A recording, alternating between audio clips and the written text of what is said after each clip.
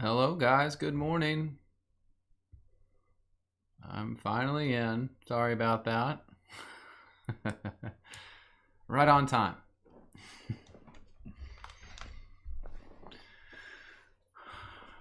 I already see Squiffy Bear. It's good to see you, ma'am. Makes me happy to see you on there.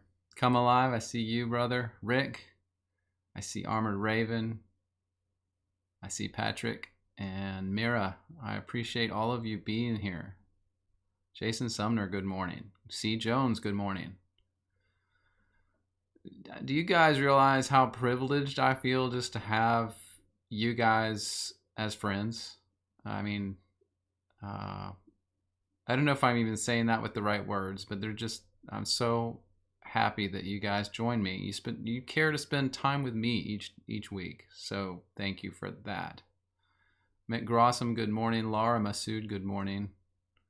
Northbound Believer, good morning. So great to have you guys come back.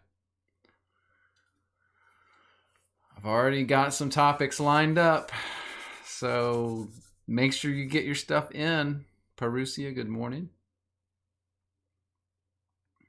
Stacia, good morning. Russell Davis, here we go. You got it, brother.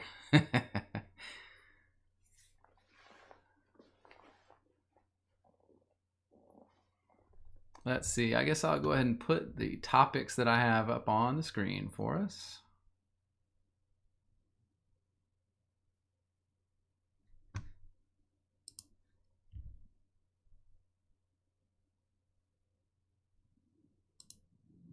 All right. Whew. So we've got a few already. Let me get some of this other stuff out of the way. February 19th. Jeez. We have some topics. Last week, Mama Chose Joy asked about prayer, and so I wanted to make that a topic. Her question was more like, I feel like we need to do prayer at the beginning of each of these sessions, streaming sessions, and so I wanted to address why I have not done that yet. Very briefly, but I may wait for Mama Chose Joy to join if she might do that this morning. So I may pause that one until later. But then Stacia last week put tithing on the list. And then Squiffy Bear, you just put in the chat, what distinguishes biblical Christianity from other religions of the world? How do we know that the Father of Jesus Christ is the one true God? That's a good question.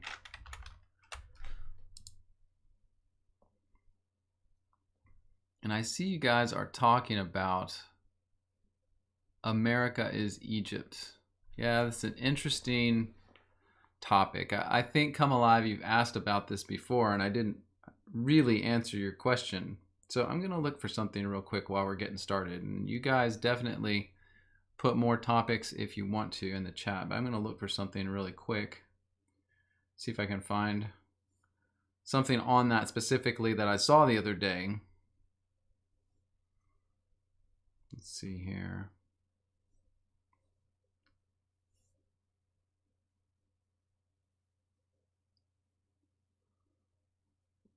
I will say that just the idea that somehow America is the actual land of Israel is something I'm, very unfamiliar with.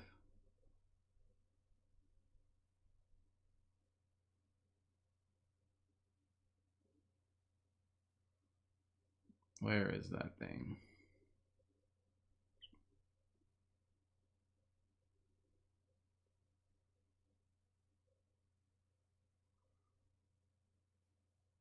I found it. I just got to get it to a place where I can put it on the screen for you guys. So give me 1 second here. Let's see.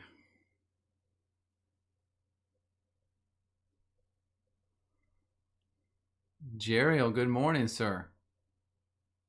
It's good to have you on here.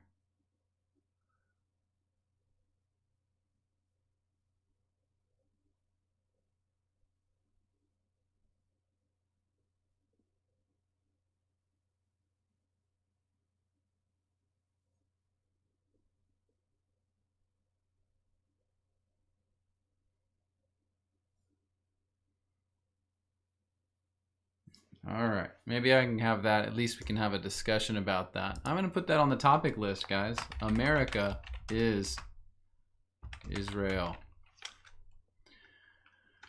Then I can, at least we can talk about it.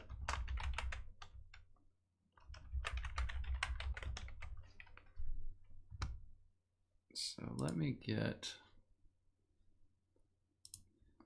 that ready here. While I'm doing that, I'll put y'all's chat on the screen, and you can continue discussing a few things. So I'm going to get this ready.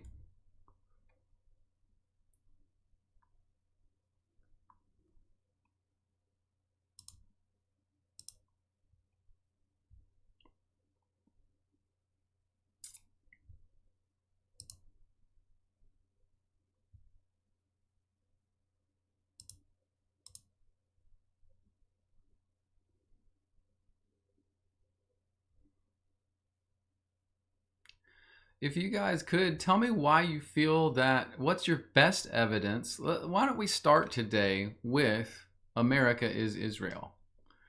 And I would like to hear your best evidence that that may be the case. If you can put that in the chat, I think that would be an awesome way to kick this off. Lindsay Ball, good morning. It's good to have you.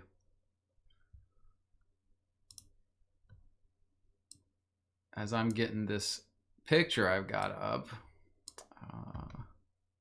let's see here.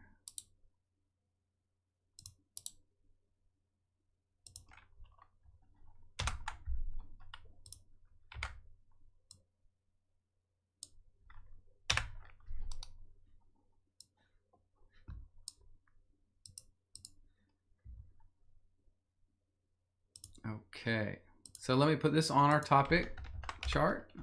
America is Israel? Question mark?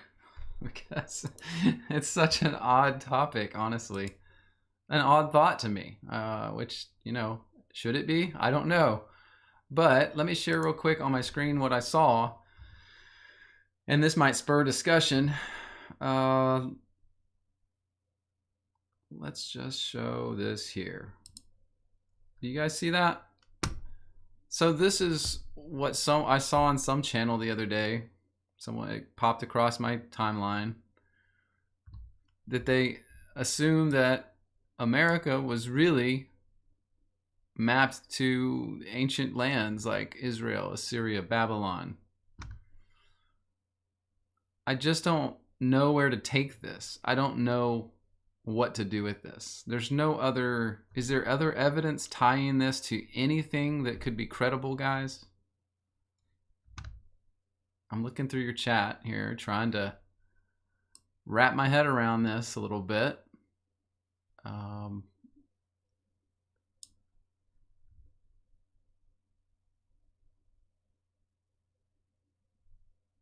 C. Jones, you say that for me, when you read scripture and just at things, look at things geographically, America seems to fit much better than Palestine, I'm assuming you mean. Interesting.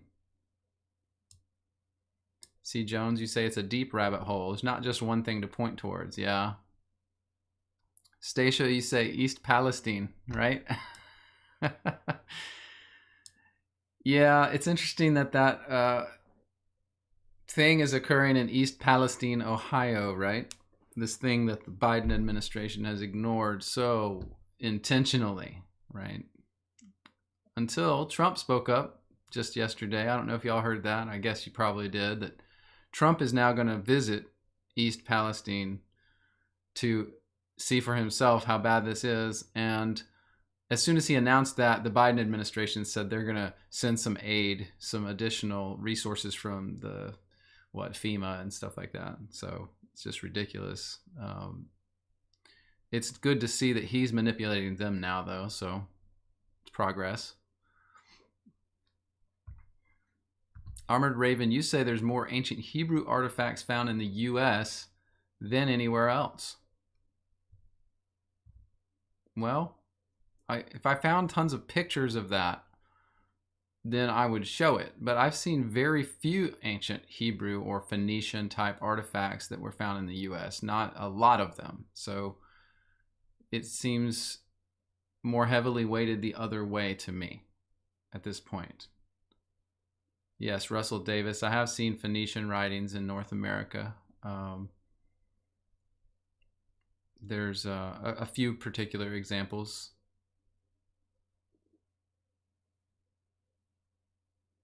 I think the Bat Creek stone is one example, if I'm not mistaken. It's either Bat Creek stone or Bat Cave stone. I think it's Bat Creek stone. It's the most popular example. McGrossum, you say mountains and animals and plants buried pyramids and lies, sky, history that add up to the evidence. I have heard, Northbound Believer, you say, I've heard there are many things hidden in the Grand Canyon. Now, I've heard that too. I mean, see, guys, this is the thing. It's like, just because there's a lot of weird things, I can't take that as evidence. Armored Raven, you say there's a temple of Isis near the Grand Canyon. Is this something I can search for? I mean, I'll search for it. I do know, guys, that there is old, I don't know when it was, early 1900s or late 1800s, that near the Grand Canyon, there were people that explored some of the area over there and found a cave that went underground. And they said that an ancient race of, I can't remember, was it ant type people lived in there? I mean, I might be able to find that information. I think I have it somewhere, but it's tough. It's tough. What was I going to do? Temple of Isis Grand Canyon. I mean, this is the only way I know to look for this stuff, guys, so bear with me. Isis Temple, 5 miles north of the Grand Canyon. Isis Temple is a landform on the right, with the summit block capstone. So this is considered to be the Isis Temple right here. This little pointy headed rock. Come Alive, you say, we can't convince you. I'm not wanting to be convinced. I'm wanting to have evidence that because I think it's a amazing postulate. It's an amazing idea if that's true, but I think we have to generally be better with evidence. You know, we can say this Temple of Isis landform is interesting. It looks like striated rock. The two frontal lobes here at the bottom may look like the paws of the Sphinx in Egypt. But there's not enough detail to know here if that's in any way related, if this was any kind of man-made structure. There's just, I don't know a way to say that. Yes, Armored Raven, the horizontal brick pattern, if you look at the mountain behind it, it looks the same. They couldn't have built all of the Grand Canyon with bricks. I'm not trying to be the devil's advocate, but maybe I am. I just want to be careful with this stuff. Russell Davis, you say generations have passed trying to prove things like this. Yeah, it's tough. But like, what I was talking about was the Grand Canyon underground city discovered.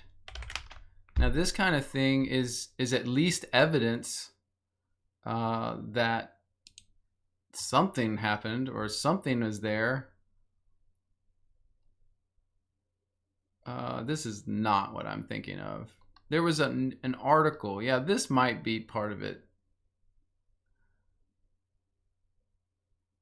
Kincaid wrote about it. The cavern is nearly inaccessible. The entrance is 1,480 feet down a sheer wall, etc., etc. Here's some interesting markings. Hieroglyphic symbols. They say similar to those found in Egypt.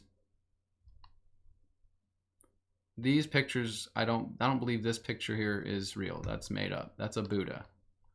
Here's a drawing someone made of what they felt like it would look like. See, this is where you got to be able to draw the line between evidence and speculation. I believe, though, that this story included a newspaper article where the person was talking about it. Yeah, here it is. So this is, to me, evidence, right? This is evidence because someone wrote, apparently in good favor and good taste, that they found a underground city in the Grand Canyon, right? So, Come Alive, you say the Tower of Babel was located in Quebec. Yeah, I know what that's about too. Let me show you.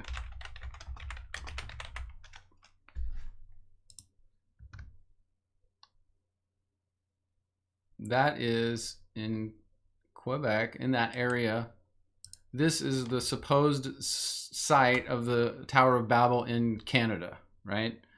That's what they say, these people that claim this. So they say because this is circular and looks strange to them that it's the Tower of Babel. I'm sorry, I can't make that leap other than saying that's pretty interesting. It's interesting that there's a circle there. I mean, circular water pattern formation. I don't know what else to say about that. Like, it's very interesting, but it doesn't prove anything to me. It doesn't. I can't go into a courtroom and say the Tower of Babel was definitely built in Ile René Levasseur in Canada and show this picture and them say, yep, you're right. Come Alive, you say it takes 3 days to travel around it. Maybe that's interesting. It's exactly a 3-day walk. I mean, yeah, that's the right size, isn't it? I think it's interesting. It's tough. I mean, it's tough. I just think that, I can't go around saying this is what this is. I don't know what this is, really. Lindsay Ball, you say the prophecy said most of the cities would not be inhabitable after the Armageddon end times event. I don't know, guys. I mean, we're getting into a land where, a time where, okay, let's speculate. Let's say a lot of the stuff you're saying is true. A lot of the stuff you're saying is true. Let's pretend, okay? So the outcome of that is that we know nothing then. We know nothing, and we can't trust anything. I mean, it's almost a step too far. Like, it's kind of like the Tartaria, the speculation that Tartaria was the millennial kingdom on Earth, and that angels came down and lived with men during this Tartarian period. They drew electricity from the air, and I don't know, you name it. If we and add to that the missing history, and then, oh wait, it wasn't over there, it was in America. I mean, I don't know, guys. We're at a point where if all of that is true, or a number of those things are true, it's going to shake everything up. It's going to just shake everything up. So I try to just be careful about, I think some people take this stuff too far. I think some people do. And so I think we just have to be careful. We can think about these things. We can speculate. We can ideate. But in the end, if we can't evidence it out or rely on anything, then we all might as well go home and sit in our corner and crawl into a fetal position and, bang our heads against the walls. Ashton Nichols, you say, this isn't literal. The New Jerusalem is the body of Christ. Ashton, I would disagree with that, but I know what you're saying. I get you. Northbound believer, do you think the millennial kingdom has passed already? Yes, I do. Armored Raven, nothing wrong with weighing evidence. Truth can't be sifted. Yeah, Armored Raven, definitely. Nothing wrong with looking at it all. That's just, I can't come down on any of it. That's the problem. It's like we could look at these pictures all day. The truth is stranger than fiction. Yes. Yes. McGrossum, you say, no, we don't go home and do that, which you're talking about what I said. Don't go crawl into a fetal position. We become more aware of the depth of the lies of this season. Yeah, there's a lot of lies. C. Jones, you encourage me to go down this rabbit hole. I'd be interested on your take. You believe in a lot of other conspiracy theories. Look at this one too. Well, I would, but I don't know where to get a good take on it. That's the problem. It's like this theory is so far-reaching, and there's so little evidence that I don't know where to look for the evidence.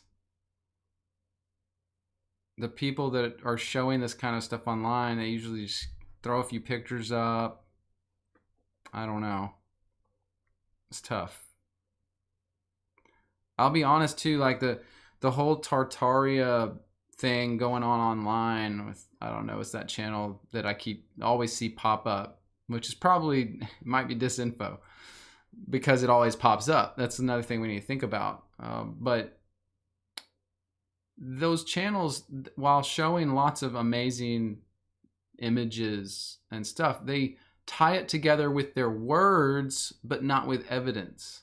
They tie all those pictures together with words.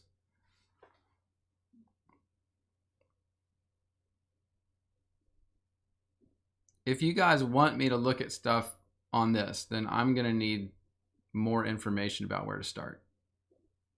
Come alive. Your wife is awake now. Good. Well, let's get started.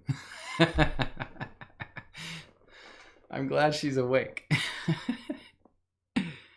Oh, goodness. All right. All right. Are there any other topics before we get going? Any other topics? Because I think what we'll do is continue now. We'll get started with... well, I was going to start with public prayer, but I think I may not do that because I don't see Mama Chose Joy on here. And she was the one I was going to do that for. So I will pause that for now, and I will instead move to Statia's topic of tithing. She was asking last week about tithing, and I wanted to address that. I think that I've got a lot of good information on that. Now, I did do original videos on tithing. Let me get tithing on the screen here as our topic. There we go. So a while back, and this is where, man, I was just looking through my notes and information on these videos. They were really old, like 2018 maybe, that I did these videos, a 4-video series on tithing. It's actually, I look back at it, I was like, wow, that's actually not bad. Some of my older stuff I don't like so much, but that one was really good. And each of those 4 videos is about 15 minutes. And I really like the material. And what we're going to talk about today is really the same material. Of course, we're going to go through it a lot quicker and just skim through different high points. But that's what we'll do today for tithing. So to get going on that, let me remove the Tower of Babel and let's go here. This is an old wiki I have that I used to put everything in. Now I put it in my database. That's irrelevant, but wanted to use this to go through this topic. So the reality is, first we got to look at what tithing was. What is tithing? Let me see if I can get, yes, Deuteronomy 14:22. That's where I want to go. So let's go there. Giving tithes. And this is when the tithing was instructed to the Israelites, right? So this is the de facto. This is exactly what God wanted them to understand about what the tithe was. Verse 22 of Deuteronomy 14, thou shalt truly tithe all the increase of what? Of thy seed, all the increase of thy seed, that the field brings forth joy year by year. So the first mention of tithing to the Israelites was that you would tithe of the harvest from the seed. So when harvest came in, you would know that the tithe, the tenth, that's what the word tithe in Hebrews means. I'll pop it open for you. Asar is a tenth. It's a tenth. It means tenth. It's not some special word. Like, they should have really kind of translated that word into tenth, I think, because that's the literal. And it was a tenth specifically, according to the law, of the increase of the seed of the field. So they would bring their harvest in, separate a tenth out. And it says in verse 23, thou shalt eat before the Lord thy God in the place which he shall choose to place his name there, the tithe of thy corn, thy wine, thy oil. There you go. It's the tithe of the corn, the wine, and the oil. That is all harvestable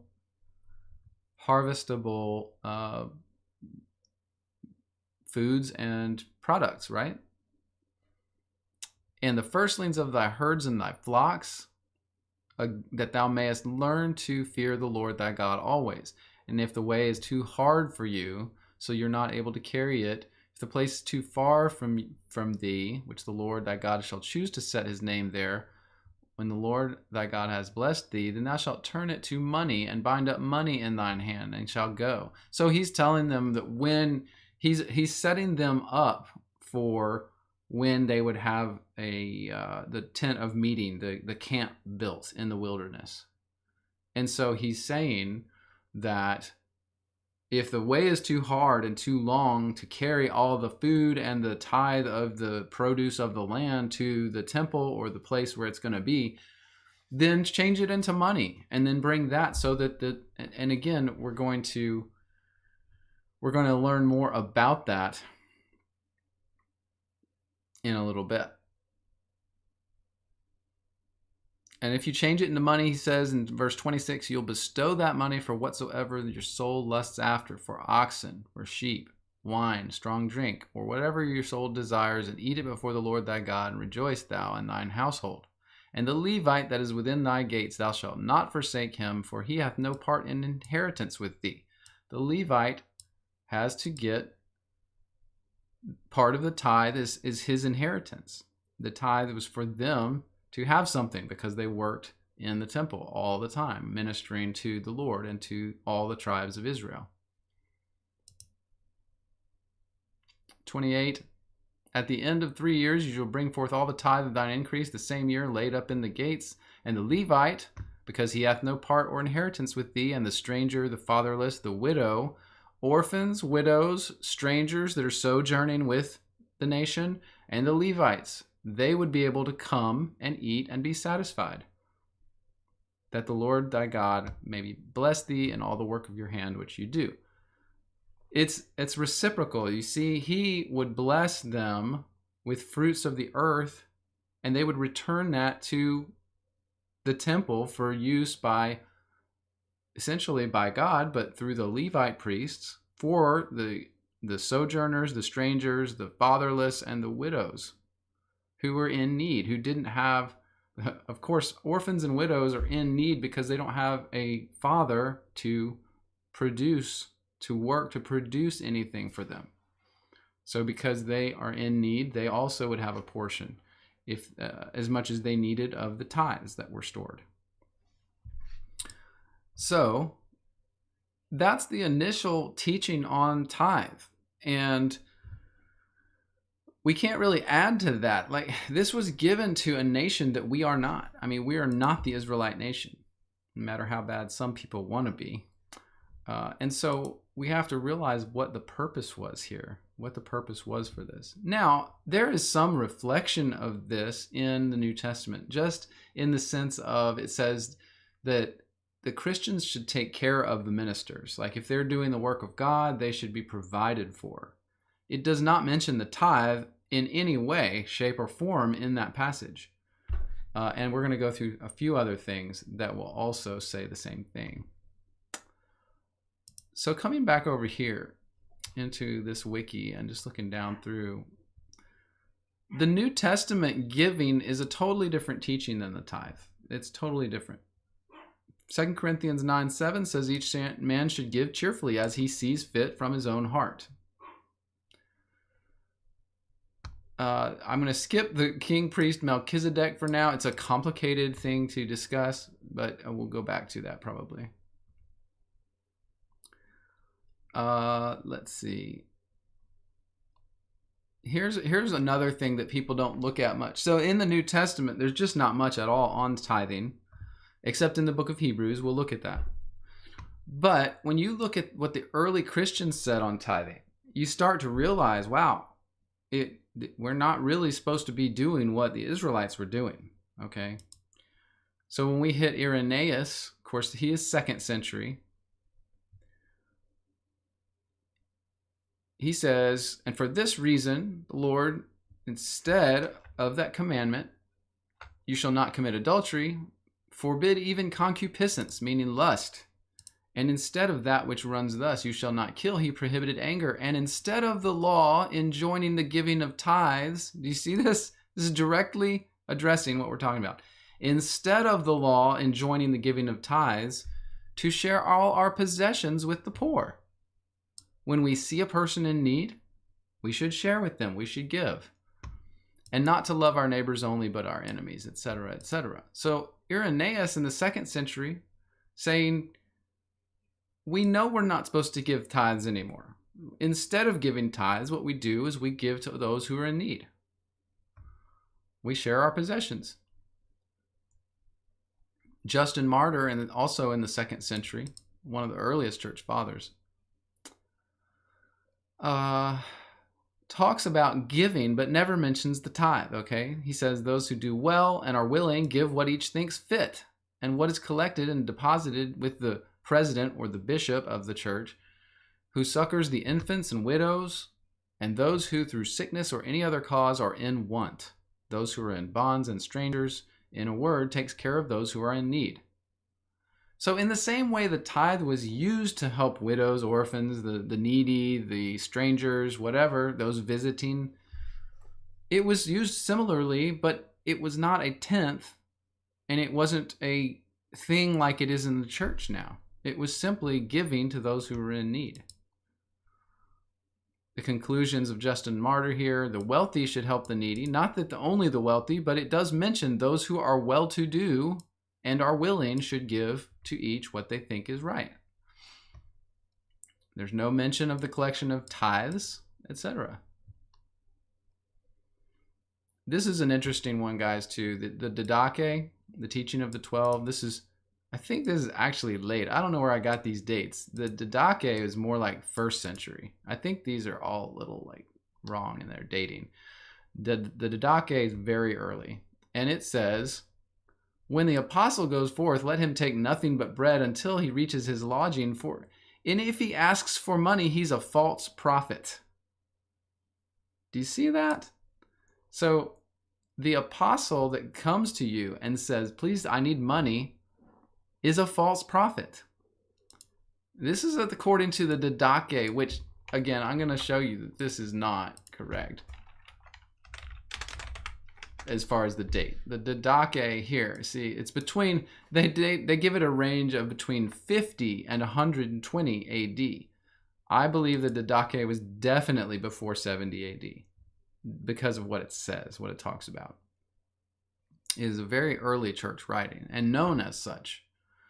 So anyway, just see what they're saying here. If the prophet or an apostle comes to you asking for money, he's a false prophet. But whoever shall say in spirit, give me money or other things, you shall not listen to him. It's saying don't listen to someone who comes asking for money. But if he bids you to give to others that are in need, then let no man judge him. So the idea here from the Didache, which was a very popular early Christian teaching that was used to teach the believers, says an apostle should not be asking for money. If they are, they're false.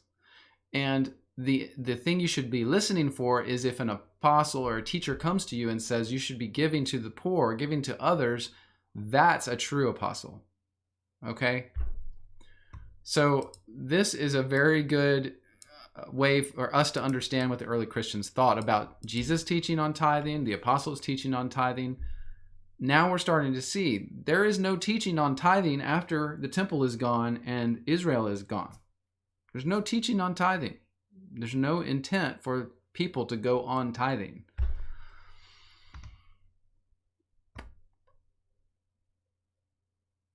Let everyone that comes in the name of the Lord be received and proven. If he wishes to abide with you, being a craftsman, let him work and eat. If he has no craft, use your common sense to provide that he lives with you as a Christian without idleness. So again, just all the sense we get from these different writings is that tithe wasn't a thing. It was about doing what you could for other people. Tertullian, he says that every man would bring in the church, bring a modest coin once a month or whenever he wished, and only if he was willing and able to do it. So as people were able to provide for the needy, the poor in the church, if you were needy, you didn't need to provide for other people. But in our modern church, they want you to give a tenth whether you're, about to mortgage your home or not. It's a free will offering. This is how Tertullian calls the giving in the early church. I could go on and on, guys, but I don't think it's necessary. I see a couple of comments. Northbound Believer, you say Matthew 23:23. Let's go there real quick. Matthew 23:23. Okay. Woe unto you, scribes and Pharisees, hypocrites! You pay the tithe of mint and anise and cumin, and have omitted the weightier matters of the law, judgment, mercy, and faith. These ought ye have to done, and not to leave the other undone. Ye blind guides, which strain at a gnat and swallow a camel. Yeah, Northbound Believer, I have heard preachers talk about this, but I don't know, I'm not sure what they would talk about. He's not saying you need to tithe. He's saying the Pharisees are hypocrites because they tithe, but then they do bad things to people, and they use horrible judgments and make bad judgments on more important things than the tithe. In fact, he's diminishing the importance of the tithe in this passage. So it's interesting that some pastors might use this to, support the tithing. I don't understand how that works.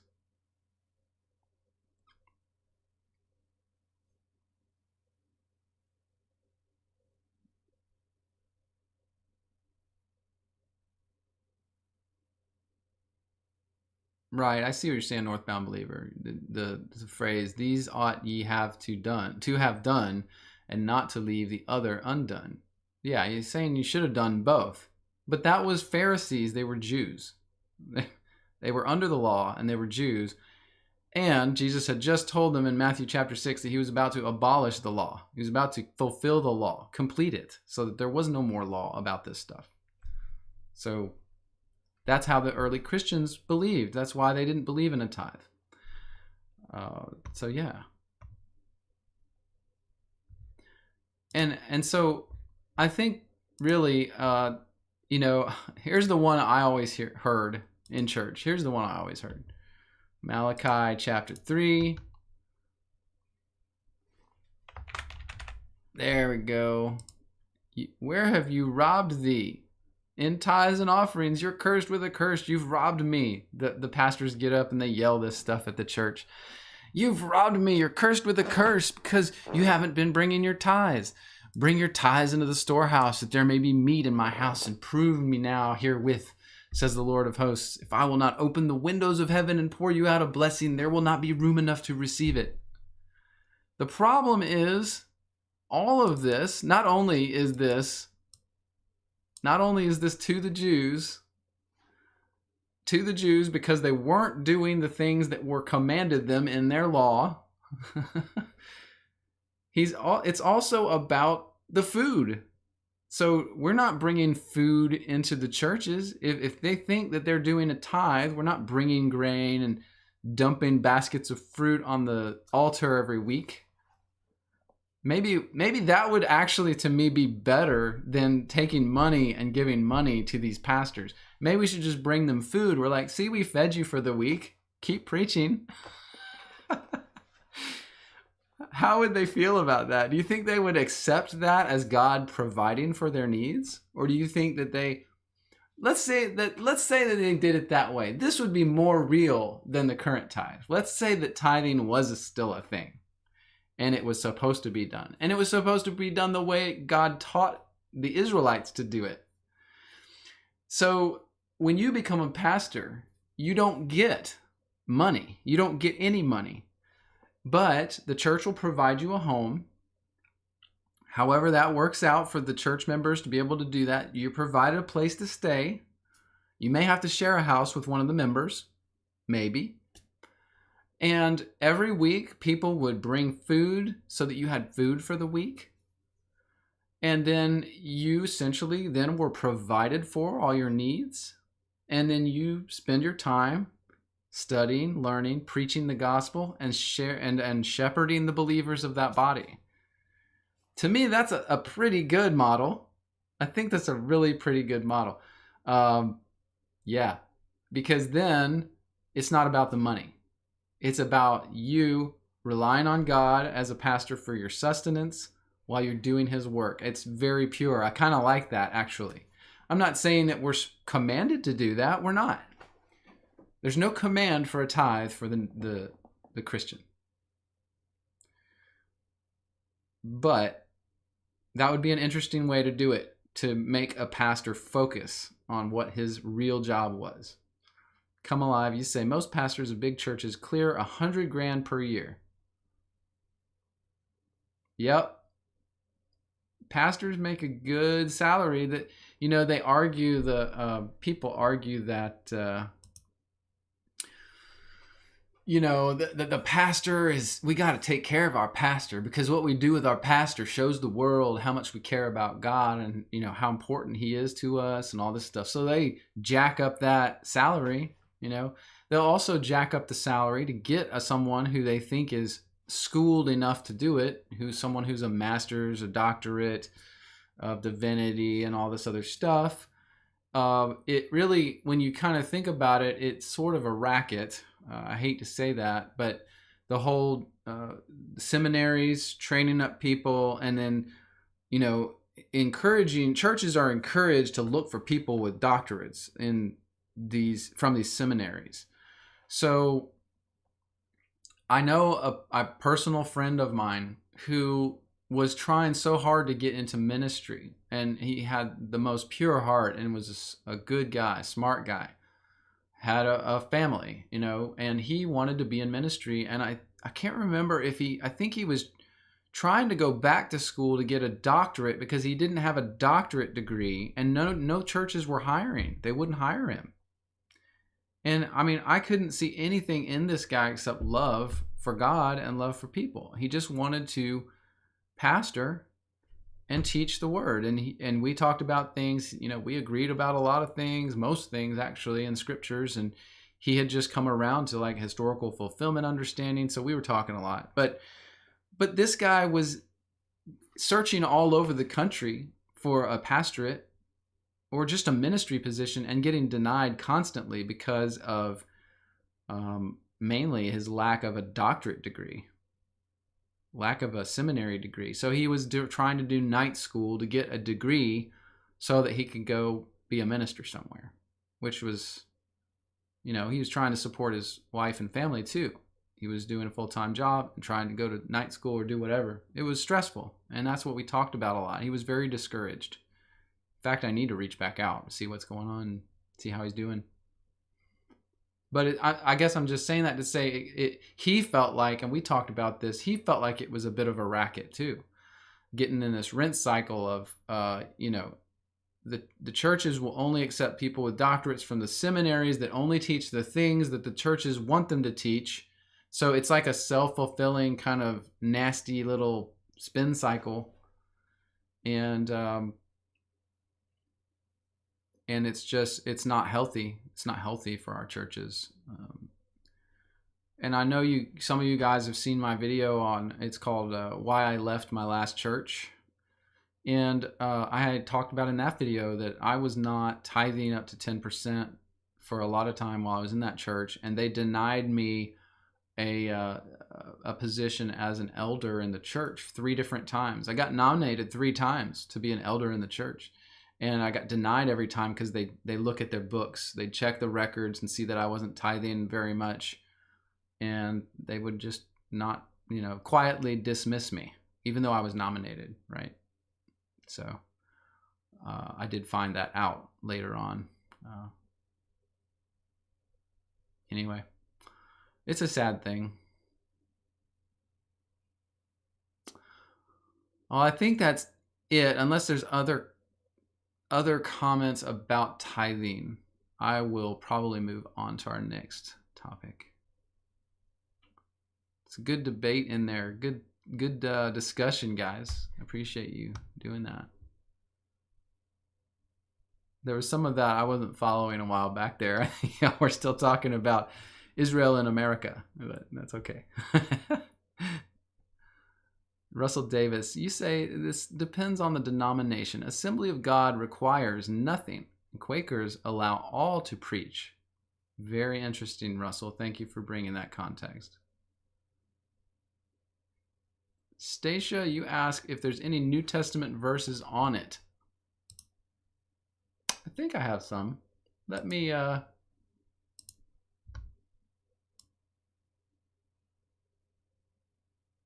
you know what, Stacia? What I'd like to do is here, let me see. Without taking too much more time, I want to address that. But if I can't, I may send that to you. I think we're connected, so I can just send it to you. List of verses if you're interested in that. But tithe. So I can search the whole Bible. The word tithe is used 32 times. So looking down towards the New Testament, Matthew 23:23, and the one we just looked at, Luke 11:42, Hebrews 7:5-9. Those are the main passages. Matthew 23:23, Luke 11:42, Luke 18:12, and Hebrews 7:5-9. That's the only times that tithe is mentioned specifically. I don't think that,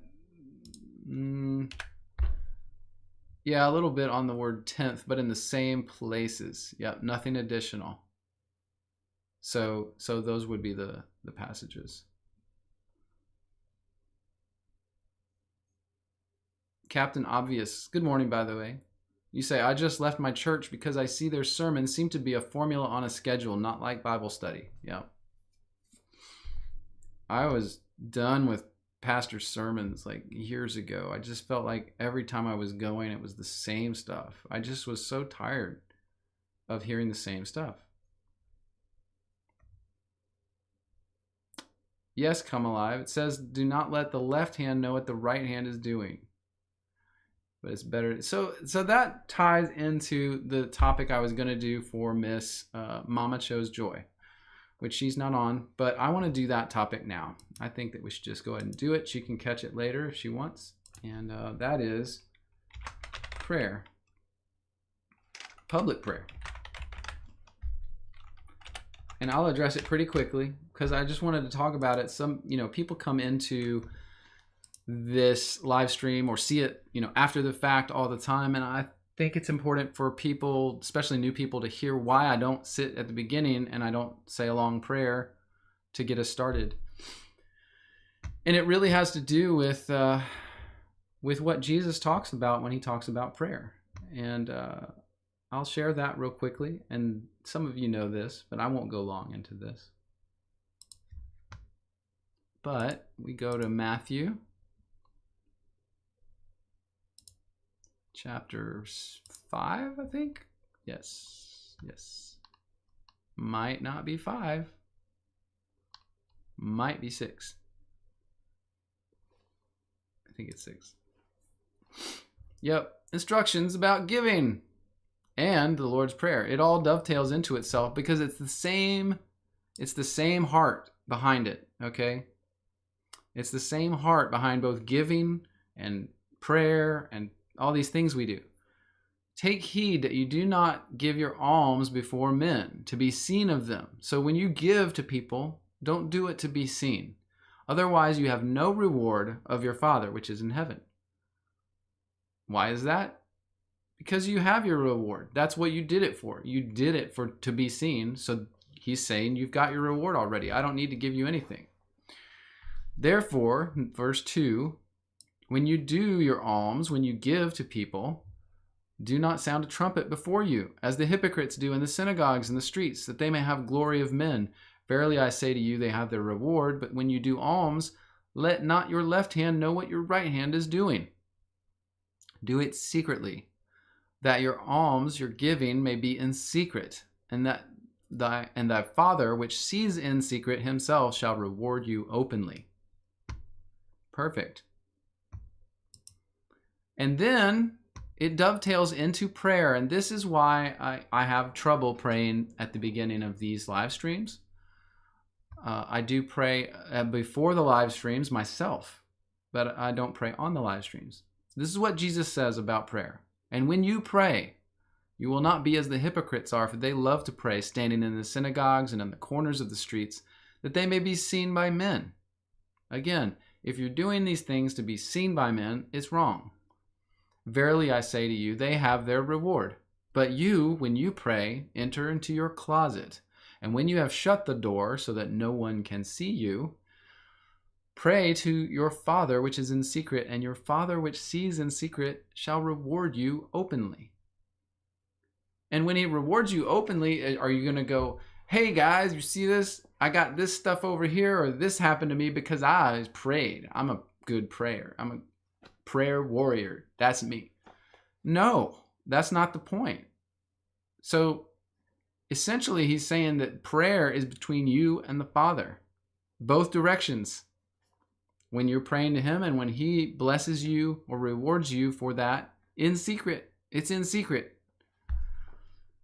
Verse 7, when you pray, do not use vain repetitions like the heathen do, for they think they shall be heard for their much speaking. How many times have you been in a church service or listening to someone pray in public, even on a live stream or a Bible something, whatever, and they seem to repeat themselves a little bit, like say the same thing 5 different ways, or that's not by accident. If that's not if they're not talking to God in the way that they would talk to God if they were alone, then they're doing it because other people are listening. And that's what I try to be careful with when I pray. And when I'm praying in public, I don't really like to do it, although I'm asked to do it occasionally. Sometimes it's out of my control, other than just, making a lot of people mad. But I'm careful about how I do that. I don't ever want to pray to God and have it be colored by what other people listening, my knowledge that other people are listening. So I change the words. So I say it a different way. So I say things to God that I might be thinking that they're thinking, so it makes sense to them or they like it. Do you see how that works? It's not right. It's not right. It's not what Jesus tells us to do.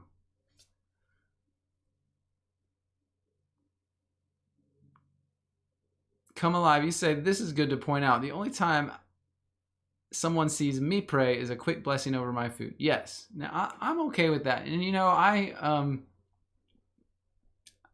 don't know. That's an interesting thing. When I'm in public and I am eating, I generally will try to close my eyes and bow my head really quick if I'm not sure everybody is going to be praying at all. If I'm with people that are Christians, I'll ask if we can all bless together, and then we bless it together. But that's not anything other than, Lord, thank you for this food, for providing for us. Help it to nourish us as we do your work today. And that is a honest prayer. It's no fluff, and it is a blessing for the food. But when I'm with people that are not Christians, I will admit that sometimes I'll go ahead, especially when people are sitting down and chatting and stuff, and I find a moment where I just close my eyes and bow my head a little bit, and I say my little prayer over my food to bless it, and I move on. I don't know. I don't know. This is making me, I always reevaluate what I do, but maybe I'm doing that to be seen. Maybe I should say it in my head and not even bow and not even stop and show that I'm praying. I don't know. That's a hard one. I don't know. What do you guys think on that? I don't know. I have been in the past less inclined that way, and I have said to a whole table of people that I didn't know whether they were Christian or not, I've said, hey, I like to bless the food. Would you guys mind if I pray over it real quick? And then I go ahead and do it out loud with everybody, and I don't know if they're praying or not. I don't care, but it's interesting to watch people react to that too. Maybe that's not the right way to do it either. Maybe that's not right. C. Jones, you see, you're asking the same question. Yeah, I don't know. It's something to think about. Serious question. Is closing your eyes, bowing your head, and praying in public for your food something that is biblical? I don't know. That's an interesting question. C. Jones, you say, outside of Jesus praying at the Last Supper. Yeah, he did do that, right? But it was a very basic, what is it? I'm trying to think. What did Jesus say at the Last Supper? Anyone know the passage of the Last Supper? Bible. I might be able to get close. Matthew 26. Matthew 26, Last Supper. I'm interested now. Let's see. And the disciples did as Jesus appointed them. They prepared for the Passover. And even when evening was come, he sat down with them. And as they ate, he said, verily I say to you, one shall betray me. So this doesn't mention him praying. But it says, as they were eating, okay, verse 26, Jesus took bread and blessed it and brake it and gave it to the disciples, said, take, eat, this is my body. So he blessed it. It says, and that word in Greek is eulogeo, like a eulogy. It says to speak well of or praise.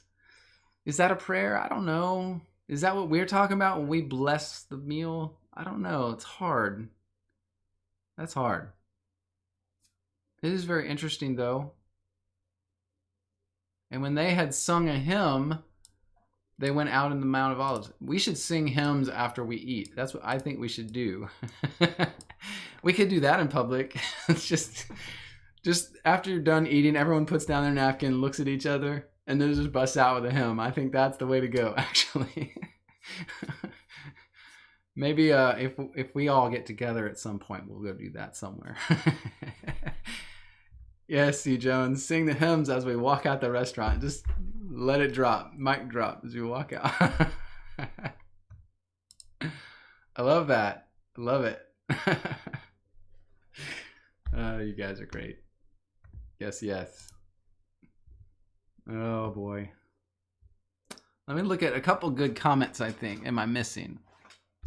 Northbound believer, you say, are you thanking God for your food, or are you showing everyone around you that you are thanking God for your food? I don't know. I think intention matters. Yeah, well, I know I'm thanking God for my food, literally. I'm not being weird about that, but maybe it's not something that should be shown that I'm doing. I don't know. Maybe that makes me reconsider. McGrossum, you say, praying for things or circumstances to change seems weird to me. Like God doesn't know who is sick when circumstances need changing. My mom used to make us pray every night, and it never made sense.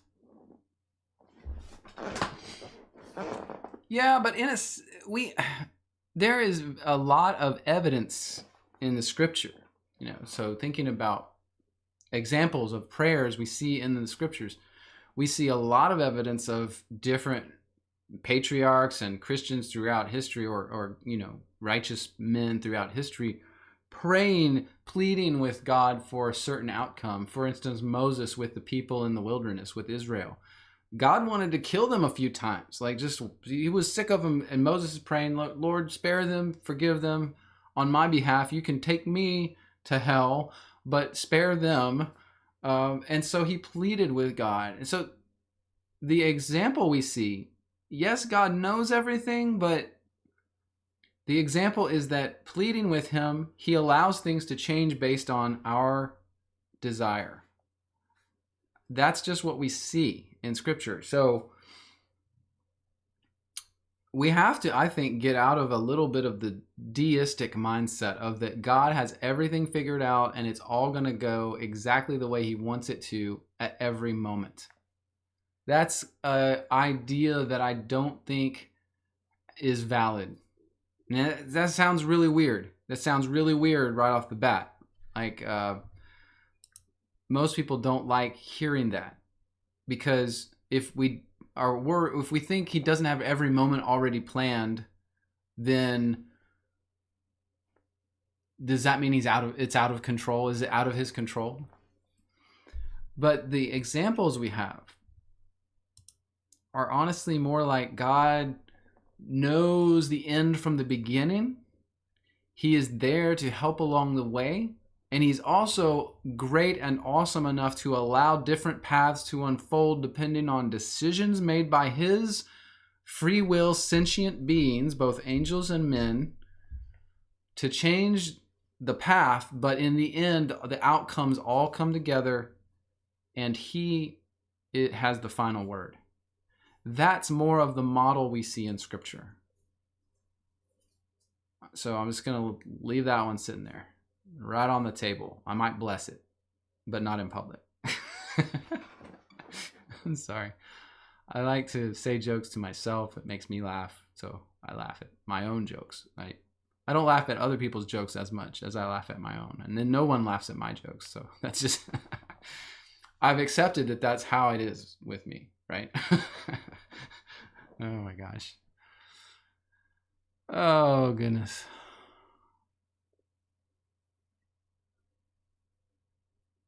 Just looking at your comments. Really appreciate you guys. I enjoy this a lot. I really do. Lindsay Ball, you say Daniel prayed 3 times a day. Yep. We have a lot of... That's a really good example. Daniel, man, and he was a man of God. Was he not? The prophets like him that were given the visions, the information about future unfolding of events, they were special. John was special. Those were special people. And so his model of connectivity to God is one we should follow. Daniel's model. Man, that's a great thing, Lindsay Ball, that you just brought up. Daniel is a good model for that. Northbound believer, you say, what about the laying of hands on people? This is also prayer visible to others. Right. I will say this, though, that the practice talked about, I guess, is that in the New Testament? I don't make sure before. I think it is. If anyone knows where. Hebrews 6:2. Hebrews 6:2. Is that the only place this is?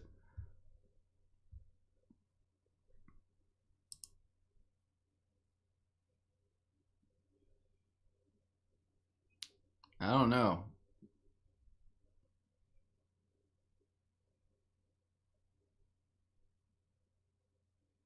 Patrick Schmidt, you say Ephesians 6:18, pray in the Spirit at all times with every kind of prayer and petition. To this end, stay alert with all perseverance in your prayers for all the saints. That is like Armored Raven says, that's a great verse. Thank you, Patrick. Pray in the Spirit at all times. Maybe that is the key, and that's part of what we're talking about. Like if we're at a table in public and we pray, it's really in the Spirit. It should be in the Spirit, and maybe not public at all. Maybe it shouldn't be.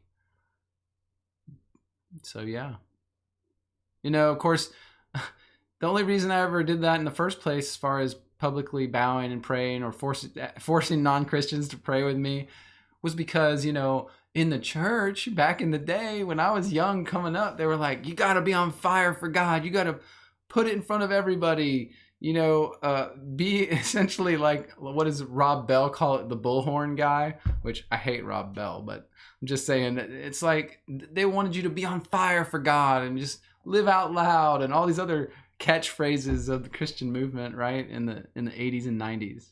Just great. But maybe it's like you're saying, Patrick, Ephesians 6:18, pray in the Spirit at all times. In the Spirit. That makes so much more sense to me now, just thinking about that verse. Thank you for that, Patrick.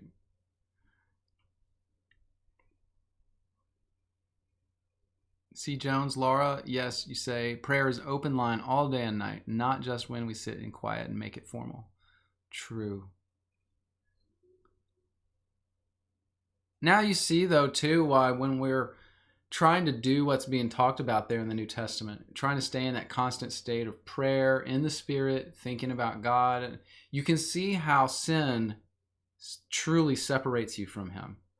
Because really what we're supposed to be is thinking in the Spirit, acting in the Spirit, doing what's good for others, and furthering His kingdom, which all spiritual stuff. And then when we sin, we're immediately taken out. That's broken. We're immediately separated from God, not able to fulfill the purposes He has for us. So that makes it even more, makes you understand even more why it's important to stay away from sin in any way you can. And keep that spirit of prayer, but you're abiding in the Spirit. That's what the phrase I'm looking for is, abiding in the Spirit. It's talked about in John.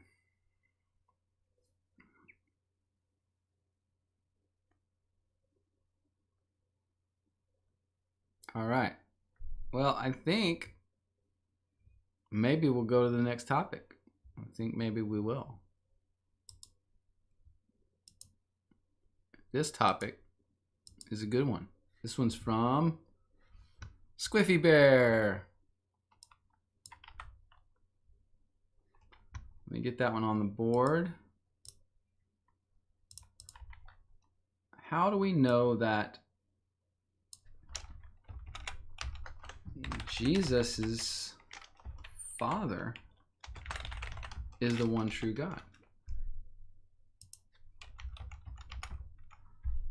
And that is now on the board. So the topic from Squiffy Bear this morning, and Squiffy, I hope you're still on. I saw that you were on. I haven't seen you comment much. So if you're not on, I apologize for taking too long to get to your topic. But we're there. So Squiffy, I'm doing your topic now, which is what distinguishes biblical Christianity from other religions of the world, and how do we know that the Father of Jesus Christ is the one true God? Well, I immediately thought of the way that Jesus says we're supposed to understand that He is who He says He was, and that His Father is who He said it was. And what did Jesus say about that? Maybe if y'all can remember that, put it in the chat real quick before I find it. See if you can beat me to it. What did Jesus say was the way that you would know?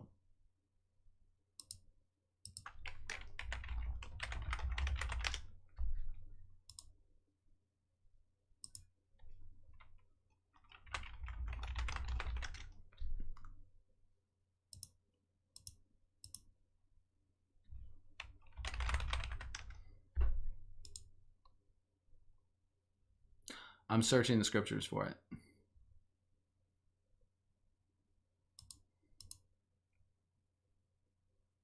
Armored Raven, you said the virgin birth? Definitely one way. I think that, to me, yes, that's definitely. How can you argue with that? I do know that there is a couple other people in history that claimed to be born of a virgin. I think, if I'm not mistaken. I don't have the evidence to say. I think I've heard that. And again, it was a claim. It wasn't something that, people were, that many people were supporting. It's just a claim.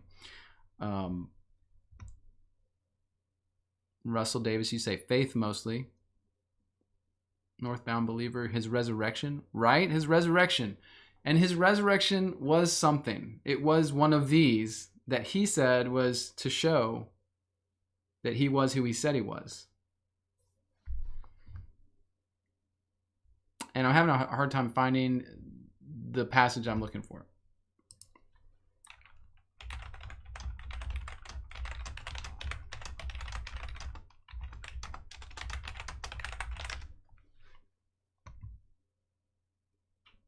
There we go. I think I found it. Let me see.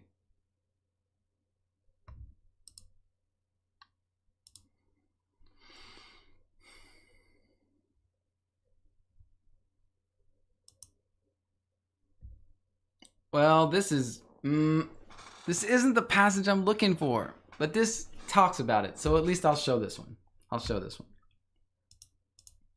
John 20:31, or 30 and 31. It's the last verses of the book of John. And he says, and many other signs, meaning miracles, signs, truly did Jesus in the presence of his disciples, which are not written in this book. But these are written that you might believe that Jesus is the Christ, the Son of God, and that believing you might have life through his name. And there's some other place where Jesus says that essentially I'm doing this miracle, I'm doing these signs to verify my identity from the Father. And we read about it the other day. I think it was, we did it on this live stream. I think it was when he was saying, you are of your father, the devil, to the Pharisees. Let me see if I can find that.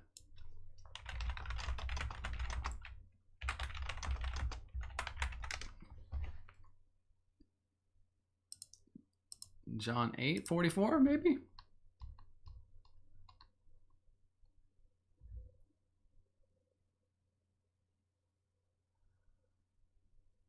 Yes.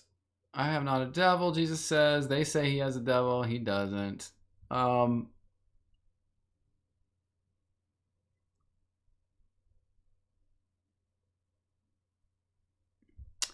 He's saying, why don't you believe me?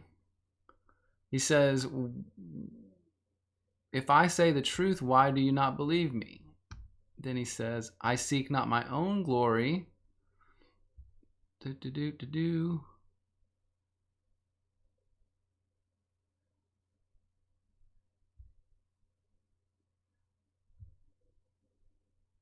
I thought there was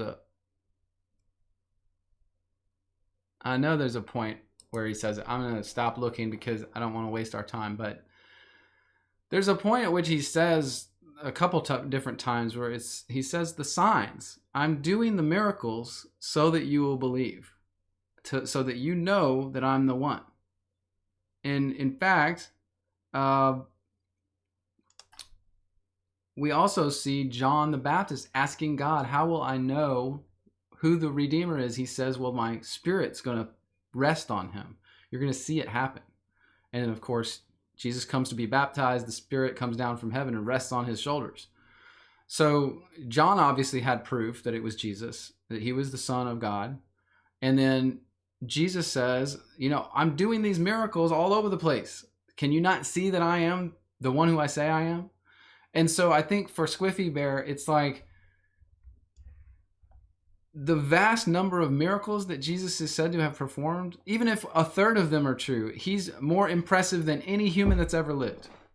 Just think about that. I like to always play this trick on myself. Like, oh yes, there's a ton of miracles he did, and they're all in the scriptures, right? So let's say that some of that's spurious and not true, but if a third of it's true, he's definitely the Son of God. We can't argue it anymore. That's the point of the miracles. That's the point of him doing the signs. And then he said, at some point, he said with them, well, this generation only seeks a sign. You're a wicked generation, and no sign will be given except the sign of Jonah, which again, he says that's his death and resurrection, the sign of Jonah. So all of these were the signs: resurrection, the healings, raising people from the dead, feeding the 5,000. These were the signs to prove he was who he said he was. And we have them documented in many writings. And there's no other human in history that we can say those things about. Not that many. There are some who claim to be able to heal, or, I don't know, did some amazing things occasionally, but not like Jesus. Nobody's like Jesus, ever. So that to me is really what sets us apart from every other religion. And yes, the resurrection is one of those things. And the virgin birth, I think also, as you said, Armored Raven, definitely unique to Christ. I don't think truly that any of the other claims are valid. there's too much testimony also that Jesus was born of a virgin. So it's actually more evidenced than any other claim that's ever been made by anyone about that. So yes, that too. It's just when we sit back and think about this, well, I don't believe in all the miracles. I think they were all lies. Well, that means like 50 people lied. 50 different people, different writers from different times lied. Actually, more than that, probably. So saying things like that is just kind of stupid. Hate to say. So we have to realize that Jesus did those things for a reason. And it was to prove his identity. I am who I am. I'm who I say I am. So let me check your comments here, guys, and catch up with you. Sometimes you guys go and leave me in the dust a little bit.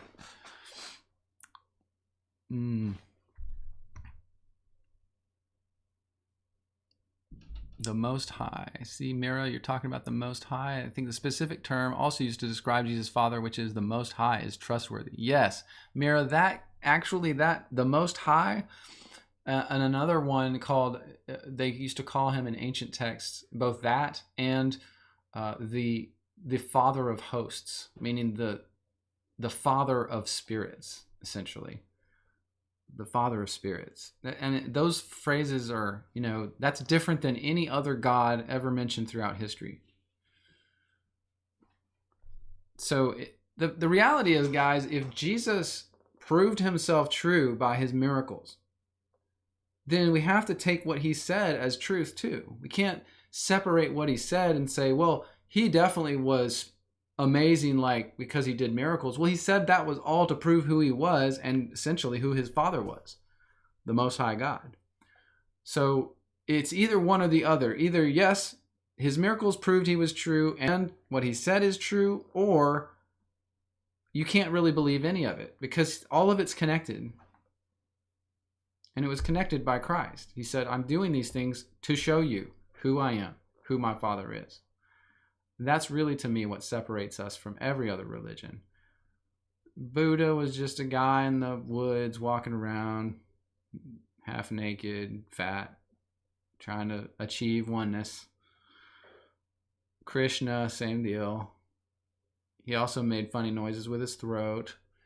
What are some other good ones? Muhammad, yeah, Muhammad was great, especially while he was raping and pillaging and killing people. And that was really good prophet there, really good guy. For the first few hundred years, that's all they were doing is taking over other peoples and killing and raping. So, yeah, that's great. Let's think of other religious leaders. Gandhi, he was one guy. And did he do anything? I don't know. I mean, he said nice things. He also endorsed Keith Raniere. Gandhi endorsed Nexium. Isn't that right? Was it Gandhi? It wasn't Gandhi. It was some other one. It was some other guy. Sorry, my bad. Well, Keith Raniere, he's a religious leader, right? He didn't make any God claims, though. Let's see, what else? Man, I don't know. You run out really quick of super, like, holy types of messianic figures in history. There's not many. There's definitely none that did what Christ did. None. I mean, there's no contest. No contest. Jesus, you win. You win. You're true, and your Father is true. Oh my goodness. I love ranting on this stuff, though. Love thinking about that. It's amazing how much he's given us, how much he did show us who he was. Let's see. Do I have any other topics today? Nope. I think we did it, guys, and we're about at time, so I don't want to take too much longer. I did want to make one announcement. That is, hold on a second.